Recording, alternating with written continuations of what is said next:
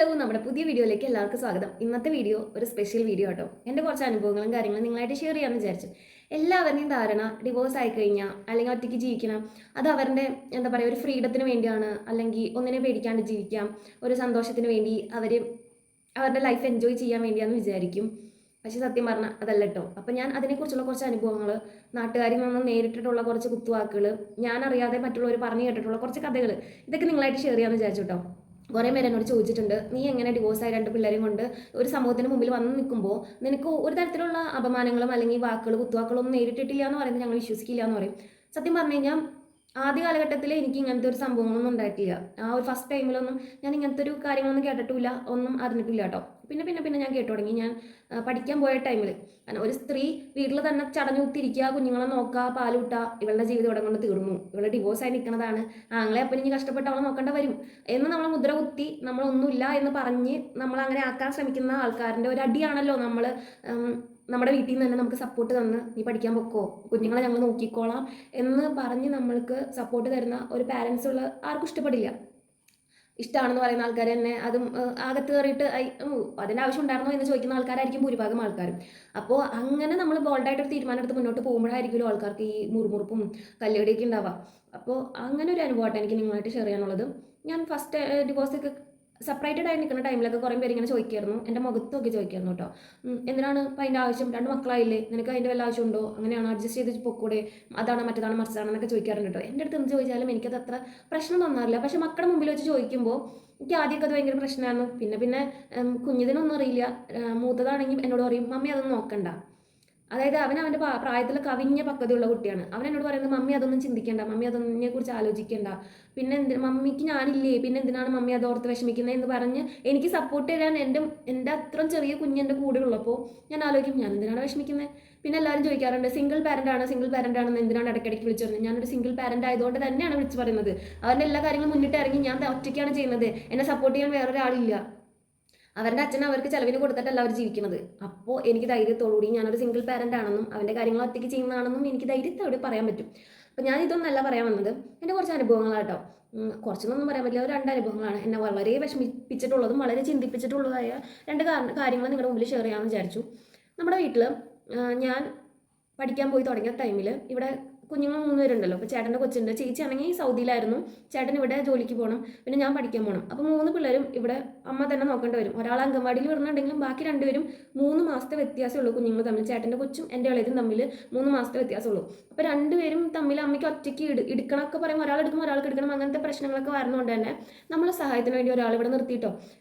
ഇപ്പം കുഞ്ഞുങ്ങളെ എടുക്കാൻ പറ്റിയില്ലെങ്കിലും വീട്ടിലെ കാര്യങ്ങൾ വെക്കണമല്ലോ, കഞ്ഞിയും കറിയൊക്കെ വെക്കണമല്ലോ. അപ്പോൾ എല്ലാത്തിനും കൂടി ഒരാളെ നമ്മൾ നിർത്തിയിട്ടുണ്ടായിരുന്നു. ഒരു ദിവസം ഞങ്ങളിങ്ങനെ സംസാരിച്ചിരിക്കണം, ആ ചേച്ചിയോട് ഞങ്ങളിങ്ങനെ സംസാരിച്ചിരിക്കുന്ന സമയത്ത് ആ ചേച്ചി ഇങ്ങനെ പറയണം, മോളെ ഒരാൾ എന്നോട് ഇങ്ങനെ പറഞ്ഞു, ആളുടെ പേര് പറഞ്ഞിട്ട്, എനിക്കറിയുന്ന ആളാണ്, പേര് പറഞ്ഞിട്ട് പറയണം, ആ ആൾ എന്നോട് ഇങ്ങനെ പറഞ്ഞടി, നീ എപ്പോഴും ഫോണിലാണ്, എപ്പോഴും ഇങ്ങനെ ഫോൺ വിളിച്ചിട്ട് നടക്കുള്ളൂ എന്ന് ഇങ്ങനെ പറഞ്ഞു എന്ന് അറിയണം കേട്ടോ. സത്യം പറഞ്ഞു കഴിഞ്ഞാൽ ഞാൻ ഞെട്ടിപ്പോയി. വേറെ ഒന്നും കൊണ്ടല്ല, എൻ്റെ കൂടെ പഠിക്കുന്ന കുട്ടികൾക്ക് വരെ അറിയാം ഞാൻ റീൽസ് കാണാനൊക്കെ ഫോൺ നോക്കും, യൂട്യൂബ് നോക്കാറുണ്ട്, ഷോർട്ട് വീഡിയോസൊക്കെ കാണാറുണ്ട് എന്നല്ലാതെ ഒരാളെയും കോൾ ചെയ്യാൻ വേണ്ടി ഞാൻ എൻ്റെ ഫോൺ എടുക്കുന്നത് ആരും കണ്ടിട്ടുണ്ടാവില്ല. ഇനി എടുക്കുകയാണെങ്കിൽ തന്നെ അമ്മേനെ വിളിക്കും. പിന്നെ ആ ടൈമിൽ എന്നെ കൂടുതൽ വിളിച്ചുകൊണ്ടുവന്നത് ബാങ്കിൽ നിന്നാണ്. കാരണം എൻ്റെ ലോണിൻ്റെ കാര്യം ശരിയാക്കാൻ വേണ്ടി ഞാൻ കുറേ പ്രാവശ്യം മാനേജറെ വിളിക്കും, മാനേജർ തിരിച്ചു വിളിക്കും. ആ ഒരു ഇത് മാത്രമേ എനിക്ക് ഉണ്ടായിട്ടുള്ളൂ. കൂടെ പഠിക്കുന്ന കുട്ടികളായിട്ട് വരെ അധികം കോൺടാക്ട് വയ്ക്കാത്ത ഒരാളാണ് ഞാൻ. ഇപ്പോഴും എൻ്റെ കോഴ്സ് കഴിഞ്ഞിരിക്കുന്ന ടൈമിലാണെങ്കിൽ പോലും ഞാൻ ആരെയും വിളിച്ചിട്ട് അങ്ങോട്ടേക്ക് എന്തായി സുഖമാണെന്ന് അന്വേഷിക്കാറില്ല. അവർ ഇങ്ങോട്ടേക്ക് മെസ്സേജ് അയക്കുമ്പോൾ മാത്രം വിളിച്ച് ചോദിക്കുന്ന ഒരാളാണ് ഞാൻ. അത്രത്തോളം ഫ്രണ്ട്ഷിപ്പ് അല്ലെങ്കിൽ ഒരു അങ്ങനത്തെ ഒരു ബന്ധങ്ങൾ നിലനിർത്തി കൊണ്ടുപോകാൻ അറിയാത്ത ഒരാളാട്ടോ ഞാൻ. എന്നോടാണ് അങ്ങനെ പറഞ്ഞത്. അപ്പോൾ എനിക്ക് സത്യം പറഞ്ഞാൽ ആ ടൈമിൽ ചിരിയാണ് വന്നത്, വേറെ ഒന്നും കൊണ്ടല്ല. ഞാൻ വണ്ടിയിൽ കയറുമ്പോൾ അമ്മേനെ വിളിക്കും, ബസ്സിൽ കയറുമ്പോൾ വിളിക്കും, പിള്ളേർ ഓക്കെ ആണോ, പിള്ളേർ ഓക്കെ അല്ലേ, കരച്ചിലൊന്നും ഇല്ലല്ലോ എന്ന് പറയാൻ വേണ്ടി വിളിക്കും. തിരിച്ചിറങ്ങുമ്പോൾ അമ്മേനോട് പറയും, നല്ല ക്ഷീണിച്ചായിരിക്കും തന്നെ, അമ്മ ഫ്രിഡ്ജിൽ വെള്ളം വെക്കണം കേട്ടോ, ഓക്കെ അല്ലേ, അവർ കുഴപ്പമൊന്നുമില്ലല്ലോ, അവരെ ഫ്രണ്ടിൽ നിന്ന് മാറ്റിക്കോ, അല്ലെങ്കിൽ ഞാൻ വരുമ്പോൾ അവർ കണ്ട് ഒരു പ്രശ്നമാവണ്ടല്ലോ എന്ന് വെച്ചുകൊണ്ട് അങ്ങനെ പറയാൻ വേണ്ടി മാത്രം എൻ്റെ അമ്മേനെ വിളിക്കുന്ന ഒരാളാണ് ഞാൻ. എന്നിട്ട് ഞാൻ ഫുൾ ടൈം ഫോണിലാണ്. ശരിയാ, ഫോണിലാണ്. അത് ഞാൻ വീഡിയോസ് എടുക്കാൻ വേണ്ടി ഫോൺ ഓണാക്കി വെക്കും, ഞാൻ ഫോൺ പിടിക്കും. ഞാൻ ആദ്യമൊക്കെ എനിക്ക് ഭയങ്കര ചമ്മലായിരുന്നു. പിന്നെ നമ്മൾ വിചാരിച്ചു നമ്മൾ ചെയ്യുന്നത് ഒരു ജോലിയാണ്, നമുക്കൊരു എക്സ്ട്രാ ഇൻകം ഉണ്ടാക്കാൻ വേണ്ടി നമ്മൾ ചെയ്യുന്ന ഒരു ജോലിയാണ്. പിന്നെ എന്തുകൊണ്ടാണ് നമുക്കത് മറ്റുള്ളവരെ കാണിക്കാൻ കരുതി വീഡിയോസ് ഇടുമ്പോൾ, അല്ലെങ്കിൽ ആൾക്കാർ കണ്ടിട്ടാണ് നമുക്ക് അതിൽ നിന്നൊരു വരുമാനം കിട്ടുന്നത്. അങ്ങനെ ചെയ്ത് നമ്മൾ വീഡിയോസ് ഇടുമ്പോൾ മറ്റുള്ളവർ ആ വീഡിയോ എടുക്കുന്നത് കണ്ടാൽ എന്താ എന്നുള്ളൊരു ധാരണയിലേക്ക് എത്തി കുറച്ച് നാളായിട്ടുള്ളൂ കേട്ടോ. അങ്ങനെയൊക്കെ എത്തിയൊരു കോൺഫിഡൻസ് ഒക്കെ കിട്ടി തുടങ്ങിയിട്ട്. അപ്പോൾ ഇങ്ങനെ ഒരു സംഭവം ഉണ്ടായിട്ടോ. പക്ഷെ അതെന്നെ അത്രത്തോളം തളർത്തിയില്ല. കാരണം ഞാൻ അങ്ങനെ ചെയ്യുന്ന ഒരു ആളല്ല. പിന്നെ ഞാനിങ്ങനെ ഫോൺ എടുക്കുന്നത് ഇതിന് വേണ്ടിയാണ്. അതിനെ അത്ര തളർത്തേണ്ട ആവശ്യമില്ല. ആൾക്കാർ പലതും പറയട്ടെ എന്നുള്ളൊരു ഇതാണ്. പക്ഷെ എന്നെ മനസ്സിനെ വളരെയേറെ വേദനിപ്പിച്ച ഒരു കാര്യം എന്ന് പറഞ്ഞാൽ എൻ്റെ അമ്മയുടെ അമ്മ പുള്ളിക്കാരത്തേക്ക് ഇടയ്ക്കിടയ്ക്ക് ഇങ്ങനെ ഓരോന്ന് കിട്ടും. അമ്മയുടെ അമ്മ ആദ്യമായിട്ട് ഞാൻ കോഴ്സ് ചെയ്യാൻ പോയപ്പോൾ തന്നെ തൊഴിലുറപ്പ് സ്ഥലത്ത് ചെന്നിട്ട് അവളിങ്ങനെ കോഴ്സിന് പോവാണെന്ന് പറഞ്ഞപ്പോൾ തന്നെ അവിടെയുള്ള ആൾക്കാർ വളരെ മോശമായ രീതിയിൽ വൃത്തികേടുകൾ പറഞ്ഞു കൊടുത്തതാണ്. ഈ കോഴ്സ് എടുത്തു കഴിഞ്ഞാൽ ഇങ്ങനെയാണ് അങ്ങനെയാണ് കടന്നു കൊടുക്കേണ്ടി വരും, മറ്റതാണ് മറിച്ചാണെന്നുള്ള തരത്തിൽ വളരെ മോശമായ രീതിയിൽ പറഞ്ഞു വിട്ടതാട്ടോ. അപ്പോൾ അത് എൻ്റെ അടുത്ത് വന്ന് ചോദിച്ചപ്പോൾ ഞാൻ ക്ലിയർ ചെയ്ത് കൊടുത്തു. ഇങ്ങനെയൊന്നല്ല, എല്ലാ ജോലിയിലും നന്മകളും തിന്മകളും ഉണ്ടാവും. നമ്മൾ അതിനെങ്ങനെ ഫേസ് ചെയ്യുന്നു, നമ്മൾ അതിനെങ്ങനെ നിന്ന് കൊടുക്കുന്നു എന്നതിനെ ആശ്രയിച്ചാണ് ബാക്കിയുള്ള കാര്യങ്ങളൊക്കെ വരുന്നത് എന്നൊക്കെ ഞാൻ വളരെ വ്യക്തമായി പറഞ്ഞു കൊടുത്തിട്ട് പുള്ളിക്കാരത്തിനെ അയച്ചിട്ടുണ്ടായിരുന്നു കേട്ടോ. അത് കഴിഞ്ഞപ്പോഴാണ് ഒരു ദിവസം എന്നെ കോൾ ചെയ്തേക്കാണ്. ഇങ്ങനെ വിശേഷങ്ങളൊക്കെ ചോദിക്കുന്നതിൻ്റെ ഇടയിൽ എന്നോട് ചോദിച്ചു, ആര് വന്നേ ഞായറാഴ്ച വീട്ടിൽ നിന്ന് നോക്കിയാണ്. അപ്പം ഞാൻ പറഞ്ഞു ആരും വന്നില്ല. പിന്നെ സ്പെഷ്യലായിട്ട് ആരാ വന്നേന്ന് നോക്കിയാണ്. അപ്പോൾ ആ സമയത്ത് നമ്മുടെ ചേച്ചിയുടെ അമ്മ, അതായത് ചേട്ടൻ്റെ വൈഫിൻ്റെ അമ്മ വന്നിട്ടുണ്ടായിരുന്നു. അപ്പോൾ അമ്മ ഒരാഴ്ച നിന്നിട്ടാണ് പോയത്. അപ്പം ഞാൻ പറഞ്ഞു അമ്മ വന്നിട്ടുണ്ടായിരുന്നു എന്ന് പറഞ്ഞു കേട്ടോ. അപ്പോൾ അതല്ലാണ്ട് നിൻ്റെ ഇൻസ്റ്റിറ്റ്യൂട്ടിൽ നിന്ന് ആരാ വന്നത്, പിള്ളേരൊക്കെ വന്നെന്ന് കേട്ടല്ലോ എന്ന് പറയാണ്. ഞാൻ പറഞ്ഞു ആരും വന്നിട്ടില്ല, ഇവിടെ ആരും വന്നിട്ടില്ല എന്ന്. അപ്പം ആരും വന്നില്ലേ അങ്ങനെ ചോദിക്കണം, ആരും വന്നില്ലേ. ഞാൻ പറഞ്ഞു ആരും വന്നിട്ടില്ല, വന്നാൽ തന്നെ അമ്മച്ചിനോട് പറയൂലേ. ഇപ്പം നമ്മൾ ഫുഡ് ഉണ്ടാക്കുന്ന സമയത്തൊക്കെ അമ്മച്ചിനെ വിളിക്കൂലേ എന്ന് പറഞ്ഞു. അപ്പോൾ പറഞ്ഞു ഒന്നുമില്ല എന്ന് പറഞ്ഞിട്ട് അമ്മച്ചി ഫോൺ കട്ട് ചെയ്തു കേട്ടോ. കുറച്ച് ദിവസം കഴിഞ്ഞപ്പോൾ എൻ്റെ അമ്മ വീട്ടിലേക്ക് പോയി, അമ്മച്ചിയുടെ അടുത്തേക്ക് പോയി അമ്മച്ചിനെ കാണാൻ വേണ്ടി പോയ സമയത്ത് അമ്മേനോട് ഇങ്ങനെ പറഞ്ഞു, എടി എൻ്റെ അടുത്ത് ഇങ്ങനെ തൊഴിലുറപ്പിൽ പോയപ്പോൾ കുറച്ച് ആൾക്കാർ പറഞ്ഞു ഇങ്ങനെ ഒരു സംഭവം ഉണ്ട്, അവളെ കാണാൻ വേണ്ടി കുറേ ചെക്കന്മാർ ഒരു വണ്ടി നിറച്ച് വീട്ടിലേക്ക് വന്നു. വീട്ടിൽ വന്നപ്പോൾ എബിച്ചേട്ടായും, അതായത് എൻ്റെ ചേട്ടനും പപ്പയും ഇത് അറിഞ്ഞിട്ടുണ്ടായിരുന്നില്ല. ഞാൻ അവരോട് പറയാതെയാണ് ഇവരെ വിളിച്ചു കൊണ്ടുവന്നത്. ഇതറിഞ്ഞപ്പോൾ ചേട്ടൻ എന്നെ കുറേ തല്ലി എന്ന തരത്തിലുള്ള കഥകൾ ഉണ്ടാക്കി. സത്യം പറഞ്ഞത് കേട്ടപ്പോൾ എനിക്ക് ആദ്യം ചിരിയാണ് വന്നത്, പിന്നെ ഭയങ്കര സങ്കടവും വന്നു. വേറെ ഒന്നും കൊണ്ടല്ല, നിങ്ങൾ ഉദ്ദേശിക്കുന്ന ഇപ്പം ഞാൻ ഈ പറയുന്നത് എൻ്റെ നാട്ടുകാരും കൂടി കേൾക്കാൻ വേണ്ടിയാട്ടോ. കുറേ പേര് എൻ്റെ വീഡിയോസ് കാണുന്നുണ്ട് എന്ന് ഞാൻ അറിഞ്ഞു. അതുകൊണ്ട് തന്നെയാണ് ഇങ്ങനെ ഒരു വീഡിയോ ഇടുന്നത്. ചിലപ്പോൾ എനിക്ക് എല്ലാ വീടുകളിലും ചെന്നിട്ട് ആരാണെന്ന് അറിയാതെ എനിക്ക് ഓരോ വീടുകളിലും ചെന്ന് കയറി പറയാൻ പറ്റില്ലല്ലോ. അപ്പോൾ ഏറ്റവും നല്ലൊരു വഴി എന്ന് പറയുന്നത് ഇങ്ങനെ എനിക്ക് പറയാനും പറ്റും. അപ്പോൾ അതുകൊണ്ട് ഞാൻ പറയട്ടെ, എൻ്റെ വീടെന്ന് പറഞ്ഞാൽ നിങ്ങൾ ഉദ്ദേശിക്കുന്ന തരത്തിലുള്ള വീടല്ല. എനിക്ക് അത്യാവശ്യം നല്ല ഫ്രീഡം ഉള്ള ഒരു വീടാണ്. നമ്മൾ ഇരുന്ന് എല്ലാ കാര്യവും അങ്ങോട്ടും ഇങ്ങോട്ടും ഷെയർ ചെയ്യുന്ന ഒരു വീടാണ്.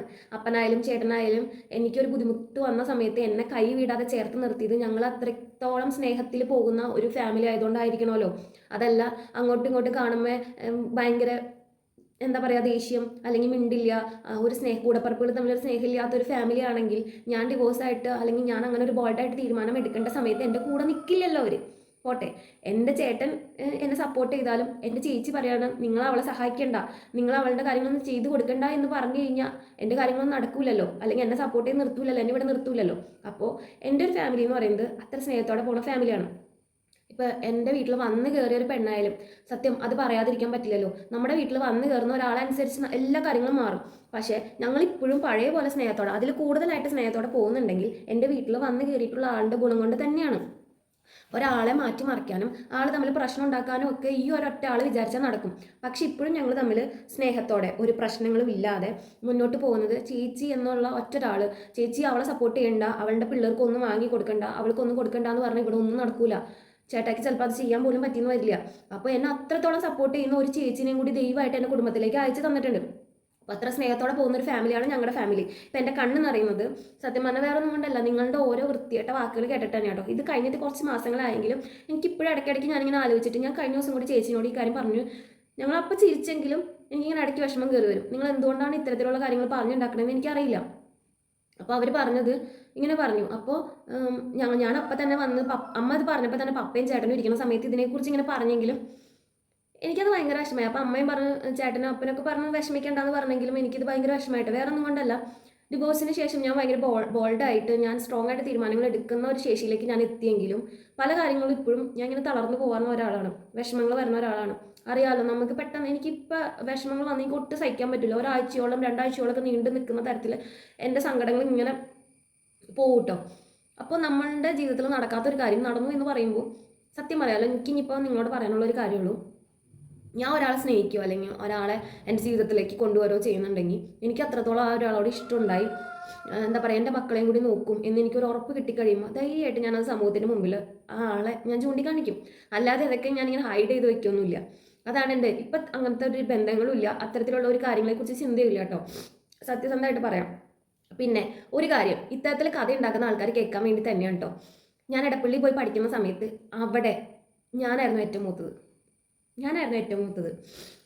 പ്രായം കൊണ്ട് ഏറ്റവും മൂത്ത ഞാനാണ്. ഈ +2 കഴിഞ്ഞ് വന്ന 18-19 വയസ്സുള്ള ചെറിയ മക്കളുള്ള സ്ഥലമാണത്. ആൺകുട്ടികളെ ചെറിയ മക്കളാണ്. ചെറിയ മക്കളെന്ന് പറഞ്ഞാൽ എനിക്ക് അവരങ്ങനെ കാണാൻ പറ്റുള്ളൂ. എൻ്റെ കൂടെ പഠിക്കുന്ന കുട്ടികളായാലും 20-21 വയസ്സുള്ള ചെറിയ മക്കളാണ്. എനിക്ക് അവരങ്ങനെ രീതിയിലേ കാണാൻ പറ്റുള്ളൂ. ആ കുഞ്ഞുങ്ങൾ ആയിട്ട് എനിക്ക് വേറൊരു രീതി എനിക്ക് തോന്നില്ല. അവരെ കണ്ട എൻ്റെ അനിയന്മാരായിട്ടോ എനിക്ക് എൻ്റെ മക്കളെ ഫീലാണ്. എനിക്ക് എൻ്റെ മോച്ചുവിനെ കാണുന്ന മാതിരിയാണ് എനിക്ക് ഐറ്റിങ്ങളെ കാണുമ്പോൾ തോന്നാറുള്ളത്. അപ്പോൾ ആ ഒരു രീതിയിൽ നിൽക്കുമ്പോൾ തന്നെ ഇങ്ങനെയൊക്കെ പറഞ്ഞിട്ടപ്പോൾ എനിക്ക് ഭയങ്കര വിഷമം തോന്നി. കാരണം എൻ്റെ വീട്ടിലേക്ക് കുറേ ആൾക്കാർ വന്നു, എന്നിട്ട് ചേട്ടനെന്നെ തല്ലി എന്നൊക്കെ പറഞ്ഞാൽ എൻ്റെ ജീവിതത്തിൽ ഇന്ന് വരെ അവൻ എന്നെ തല്ലിയിട്ടില്ല. തല്ലാനുള്ളതൊന്നും ഞാൻ ഉണ്ടാക്കി കൊടുത്തിട്ടുമില്ല. അപ്പോൾ പിന്നെ എൻ്റെ വീട്ടിൽ എൻ്റെ ഫ്രണ്ട്സ് വരാണെങ്കിൽ ഇവിടെ അവർക്ക് വേണ്ടി വാതിൽ തുറന്നിട്ടിട്ടുള്ളൊരു വീടാണ്. കാരണം എൻ്റെ അമ്മ എപ്പോഴും പറയും, നീ അവരെ വിളിച്ചുകൊണ്ട് പോവാ. പല ഭാഗത്തു നിന്നുള്ള കുട്ടികളാണ്, പല കൾച്ചറിൽ നിന്ന് വരുന്ന കുട്ടികളാണ്, പല തരത്തിലുള്ള സ്ഥലങ്ങളിൽ നിന്ന് വരുന്ന കുട്ടികളാണ്. അപ്പോൾ ഇവിടുത്തെ സ്ഥലങ്ങളൊക്കെ കാണിച്ചു കൊടുക്കാം, നീ അവരെ വിളിക്കി, നീ കൊണ്ടുപോകാന്നൊക്കെ പറയും. ഞാൻ ആരെയും വിളിക്കാറില്ല കേട്ടോ. അതിനുള്ള റീസൺ എന്ന് പറഞ്ഞാൽ നേരത്തെ പറഞ്ഞ കാര്യങ്ങളാണ്. നമ്മളിലേക്ക് കണ്ണ് നട്ടിരിക്കുന്ന കുറേ കണ്ണുകളുണ്ട്. ഒരു കാര്യം ഇല്ലാത്ത കാര്യത്തിന് ഉണ്ട് എന്ന് പറഞ്ഞ് അതാണ് എന്ന് സത്യം എന്ന് ബോധ്യപ്പെടുത്തുന്ന കുറേ ആൾക്കാരുണ്ട്. അത്തരത്തിലുള്ള കണ്ണുകളെല്ലാം നമ്മളിലേക്ക് ഫോക്കസ് ആയിരിക്കുമ്പോൾ ഒരു തരത്തിലുള്ള കാര്യങ്ങൾ നമ്മൾ അത് ഇല്ലാത്ത കാര്യമാണെങ്കിൽ പോലും നമ്മൾ ആയിട്ട് ഇട്ട് കൊടുക്കുന്നത് ശരിയല്ലല്ലോ എന്ന് വെച്ചിട്ട് ഞാൻ ഒരു കാര്യം ചെയ്യാറില്ല.